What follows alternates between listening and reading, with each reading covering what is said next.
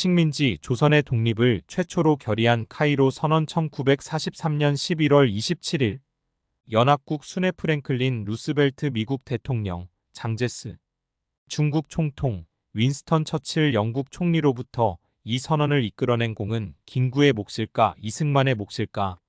학계에선 카이로 선언에 한국 독립 조항이 들어가는 과정에서 미국과 중국 가운데 어느 나라가 주도했는지를 놓고 논쟁을 벌여왔다. 그동안은 장제스 역할론이 정설로 여겨져 왔다. 김구가 장제스의 마음을 움직여 한국 독립 보장을 이끌어냈다는 것이다. 김구와 조소왕 등 임정 요인이 카이로 회담을 넉 달 앞두고 장제스를 만나 지지를 요청해 힘써 싸우겠다는 약속을 받아냈다는 임정 측 기록이 근거다. 하지만 최근 유영익 국사편찬위원장을 필두로 한 일부 학자들이 미 국무부 자료와 루스벨트의 아들 엘리엇의 회고록을 바탕으로 루스벨트가 한국 독립에 적극적이었고 장제스는 수동적, 소극적으로 찬성했을 뿐이라는 주장을 폈다. 나아가 루스벨트가 이런 태도를 보인 것은 독립의 당위성을 알리는 서신을 보내는 등 외교적 노력을 한 이승만의 공이 컸다는 것이다. 한시준 당국대 교수 사학는 이를 반박하는 중국 측 사료를 발굴했다.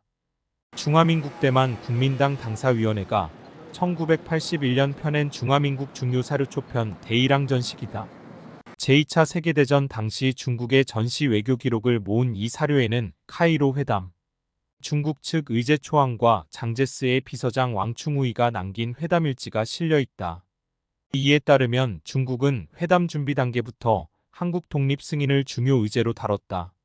실무부서인 군사위원회 참사실이 장제스에게 보고한 의제 초안에는 일본의 항복 이후 취할 조치로 중국 영토 회복 항목 바로 다음 순서로 조선 독립 승인을 명시해 비중 있게 꼽았다.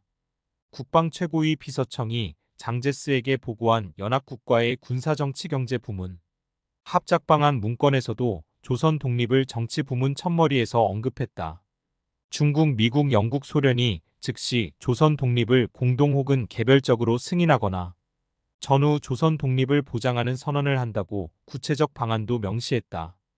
카이로 회담 일지는 중국이 한국 독립에 소극적이지 않았음을 보여준다. 11월 23일 루스벨트와 장제스의 양자 회담을 통해 만들어진 선언문 초안에는 한국을 자유독립국가로 만든다는 문구가 담겨 있다.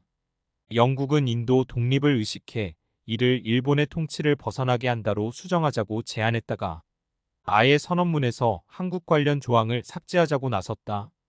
이에 왕 비서장은 일본 대륙 정책은 조선 병탄에서 시작됐는데 일본의 통치를 벗어나게 한다고만 하는 것은 말도 안 된다며 원안 수정 불가를 고수한다. 한국 독립 보장 조항이 카이로 선언에서 통째로 삭제될 위기를 중국이 나서 막아준 것이다. 1956년대만 정부가 미국 국무부에 제공한 루스벨트와 장제스 양자 회담 기록에는 루스벨트 대통령이 한국과 인도차이나 태국 등의 미래 지위에 대해 중국과 미국이 상호 이해에 도달해야 한다는 의견을 제시하자 장제스가 동의하며 한국의 독립을 부여할 필요성을 강조했다. 스트레스트 안고 적혀 있다. 한 교수는 중국은 소련이 먼저 한국 독립을 승인해 한반도에서 영향력을 키우는 상황을 막기 위해 한국 독립에 적극적이었던 측면도 있다면서 그럼에도 장제스를 직접 만난 임정 요인들의 외교가 카이로 선언문에 한국 독립 보장 조항을 포함시키는데 크게 기여한 점은 부인할 수 없다고 말했다. 구독과 좋아요는 사랑입니다.